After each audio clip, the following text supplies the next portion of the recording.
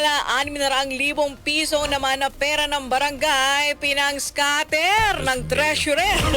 Diyan po sa Sarangani Province. Kasama natin mula sa RMN General Santos, si Radyo Monroe, Shoko.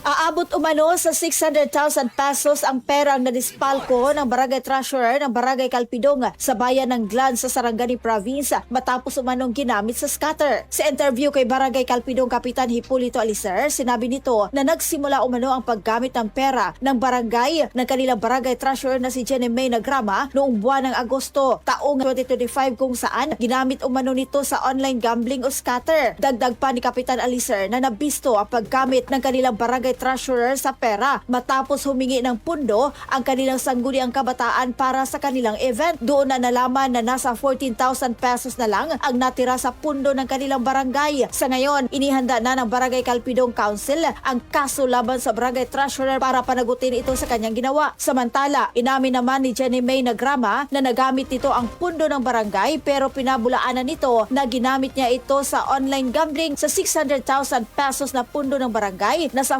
400,000 pesos lang umano ang kanyang nagamit matapos nitong inilagak sa isang investment na nakita lang nito sa Facebook. Dagdag pa nito na nagsimula ang paggamit nito ng pera ng isa sa mga kasamahan nito ang nanghiram ng pera sa barangay dahil may bayarin umano ito. Ilang empleyado din ang nanghiram ng pera at nangakong babayaran agad pero hanggang ngayon hindi pa nabayaran. Kasama mo sa DXMD RMN General Santos, Radyo Man Rose Tabausari, Shoko, Tatak RMN.